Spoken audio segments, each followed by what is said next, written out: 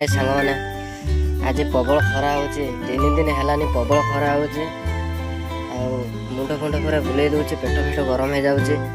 ଆଉ ଡ୍ୟୁଟି ବି କରିହେବନି। ମୁଁ ଡ୍ୟୁଟି କରେ, ଗୋଟେ ଦିନରେ ମୁଁ 2ଟା ସାର୍ଟ ୟୁଜ୍ କରୁଛି। 2ଟା ସାର୍ଟ ୟୁଜ୍ କରୁଛି, 2ଟା ପ୍ୟାଣ୍ଟ ୟୁଜ୍ କରୁଛି। ଆପଣମାନେ ୟୁଜ୍ କରୁଛନ୍ତି କି ନାହିଁ? ଆପଣମାନେ ୟୁଜ୍ କରିଛନ୍ତି କି ନାହିଁ? ଆମେ ୟୁଜ୍ କରୁଛୁ 2ଟା ପ୍ୟାଣ୍ଟ। ଲେକିନ୍ ଆଉ ପ୍ରବଳ ହେଲାନି ଖରା।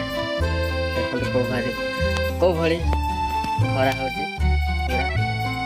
ମଇନା ନାନୀ ଆସିଲେ କ'ଣ ଆମ୍ବ ଧରିକି। କ'ଣ ମଇନା ନାନୀ କ'ଣ ଆମ୍ବ ଆଣିଛ? ପାଚିଲା ଆମ୍ବ ଦେଖନ୍ତୁ। ଆଉ ମଇନା ନାନୀ ଆମ୍ବ ଆଣିଲେନି। ଆପଣମାନେ ଆମ୍ବ ଖାଇଛନ୍ତି କି ନାହିଁ?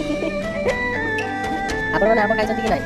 ପାଚିଲା ଆମ୍ବ ଜାଣିଛ ହେଲା କି ବର୍ତ୍ତମାନ ଆପଣମାନେ ଆସନ୍ତି। ଆପଣମାନେ ଟିକେ ଦେଖନ୍ତୁ ଭଲ ଭାବରେ ଟିକେ ଛାତିକି ବସଛନ୍ତି। ଦେଖନ୍ତୁ ଭଲ ଭାବରେ ମୋବାଇଲ ଧରି ବସଛନ୍ତି। ତାଙ୍କ ଛାଡ଼ିକି ମୋବାଇଲ ଧରି ବସଛନ୍ତି। ଦେଲେ ପରୀକ୍ଷା ଦଶ ଖାଲି ଆଉ ଟିକେ ଆମ୍ବ ଗୁଡ଼ା ଦିଅନ୍ତୁ ଖାଇବା ଦିଏ। ଏ ଆମ୍ବଟା ଖାଇଲେ ବହୁତ ମିଠା ଲାଗେ। ଯେତେ ହେଲେ ବି ଆମର ଏଇଟା ଛେନାପତିରେ ଆମ୍ବ।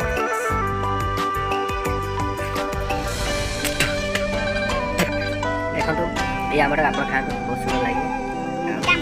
ଆମ୍ବ ଖାଇସାରିଲେ ବର୍ତ୍ତମାନ ଚାଖିଦେବେ। ଆମ ମଇନା ନାନୀ କହିଲେ ଚାଖିଦେବେ।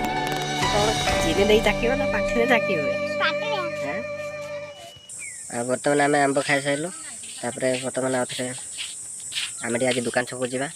ଆଉ ଆଜି ତ ମୁଁ ଡ୍ୟୁଟି ଯାଇପାରିଲିନି ଆଜ୍ଞା। ଆଉ ମୋ ଗାଡ଼ି ଲିକ୍ ହେଇଗଲା। ଗାଡ଼ି ଦୋକାନ ଛକ ଛାଡ଼ି ଦେଇ ପଳେଇ ଆସିଛି। ଆଉ ବର୍ତ୍ତମାନ ଆମେ ଯିବା ଦୋକାନ ଛକକୁ।